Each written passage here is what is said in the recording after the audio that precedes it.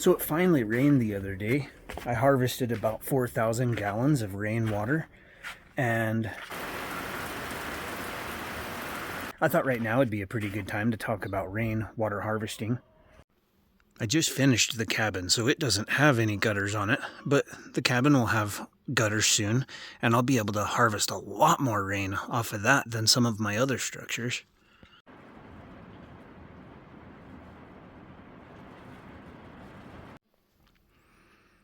My shop here has a gutter on both sides, so just this one side of this shop is where I harvest all of my drinking water. I could use other drinking water, but this container right here, I specifically just fill up a 3-gallon container every couple days and bring it into the cabin, and then I dump it through my water filter. And so this was getting low, and I was thinking, oh man, I'm gonna have to go get water. But look, it's brim full again, and that'll last me a long time for just drinking water. If you put about a cup of bleach in 300 gallons of water, it won't taste much like bleach. It'll kill bacteria and virus, and then you can filter it out. So I just fill up this 3-gallon container, and I dump half of it in here when I'm ready and do it again later. And this filters out 99.999% of chlorine, and of course anything else. So long as you don't have chemicals in your water, that'll filter just about anything. Over here, I have a 4,500 gallon pond, which has filled every year in about an hour when it rains hard. It was empty, and it's, it probably has about 1,000 gallons in there now from the other night. It needs to be cleaned out, and I need to put the new pump and all that on it, but it actually would have filled a lot more had I had these are kind of like ditches that direct water to it. There was a nice hump there, and so only water from this side was filling it, when usually it comes from this side too. So I've got swells and ditches around the entire homestead, and this ditch goes all the way up to my front gate. So water runs all the way down the driveway and around, and this pond, like I says, fills in about an hour when it rains hard. Back here behind the cabin, I've started to dig out more like a swell. And so something like this would just fill with water and hold it. And you can see there's already vegetation growing along it because there's water there. It's my experience that when I dig things like that, like the demi-lunes that are down my driveway, even the ditches, they soak up so much water that if you dig down anytime after it rains, there will be moisture in the ground there for about 6 months. And maybe even more if I dig down. I'm thinking maybe like 2 feet deep, 3 feet wide kind of a ditch. Maybe that'll hold water for a year. Did you know I'm down 160 pounds from when I first came out here? I was on 6 blood pressure meds when I first came out here, and I created my black powder tonic. I take it every day. That's only about a teaspoon of black powder tonic every single day, and I'm no longer on any of those blood pressure meds. Of course, I followed the advice of my doctor and weaned myself off responsibly, but it saves me a ton of money, and now I'm just taking something natural, and my blood pressure is better now than it's ever been. Check out the link in my bio.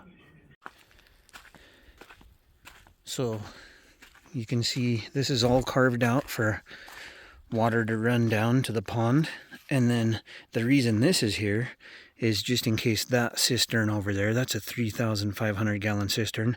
If it overflows, it could run this way, but I just monitor it closely, and I can move water around if one of them's getting too full. And this one just harvests water from this side.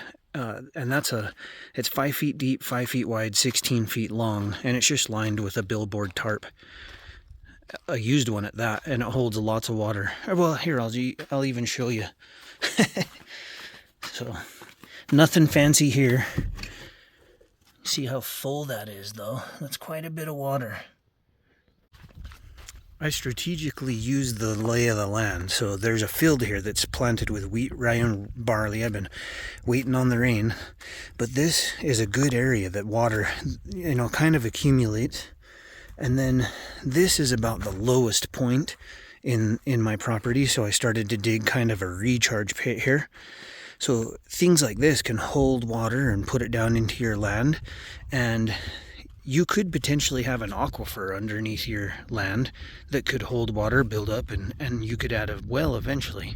And you can see this huge, this is kind of similar, you know, water is going to accumulate there, soak into the ground.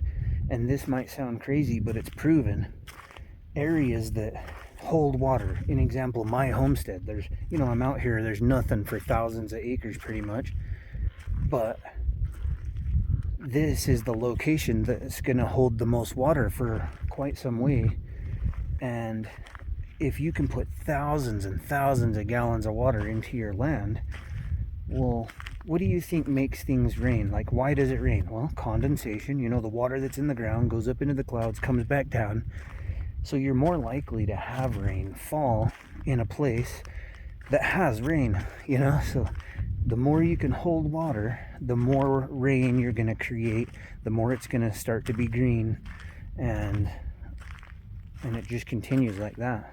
So you see my little field here, there's little bits of grass and stuff popping up because it's starting to rain now. It's been dry for a long time, but you can see stuff is starting to come up out here. This was the newest addition, which when I had the driveway graded, I had the guy kind of carve this out. This was already a space that naturally accumulated more water than other areas. And so by having him dig this out, this is capable of holding thousands of gallons. It was full damn near full the other night. It rained hard, and it was raining hardest around 8 p.m.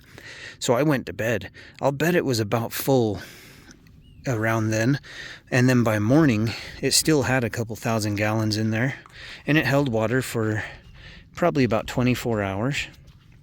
But what might happen is, you see the horses are already walking in there, and they'll walk in there and play in there and compact it, and there's enough clay in there that eventually it'll probably seal, and then it'll hold water for much longer. And at that point I could really make use of this as a reservoir. If it's holding water, I could plumb a pipe over here to the field, and I can use it to water the field over here and whatnot. I need to carve some of these out again, but that's a demi-loon. Holds a lot of water, and it's all the way down the driveway to the gate. There's demi-loons like that. I have another 3,600 gallon cistern back here behind the agricultural shed, so I can harvest water from it. I can pump water from any one of those cisterns up to the water tower, and that way, if power ever goes out or anything like that, there's always water. And in the summer, it stays warm. You could shower with that water. Having about 600 gallons of water in the aquaponics down here helps regulate the temperature in here. It gives me water that's basically fertilized water that I can use to water the gardens and whatnot. So this is even more water I could rely on if I had to. Look at this big boy here. They like the water. I can use pumps, or I can automate water from the water tower to keep water for the pigs and any other livestock around the homestead. I have an on-demand propane heater shower in there, and I just run water from the drinking water to shower with. So when it rains hard, water just cascades down the driveway here from both directions and just fills this thing so fast. And I just had the driveway graded, but all I would have to do is carve out a hole, dump in a container. You can put in a sediment filter, so none of that dirt and stuff like that ends up in the pond. And when this is up and running with the pond going and the bog filter going, it's easy to keep it pretty clean. And soon I'll build a bridge across here with some posts, and I'll cover it. And that should really help. The huge pump and the shade should keep it from getting algae. So altogether, I probably have about 12,000 gallons worth of storage right now that I can fill and hold water in. And if you're wondering if it's possible to maintain on water, sure, you know, what I would need is about 40,000 gallons. So almost 4 times or 3 times what I have now. That would allow me to go 3 years If it didn't rain for 3 years, I'd have enough water to maintain my homestead, and that's about 400 gallons a week, which is all it takes for me and my horses and pigs and gardens and everything else.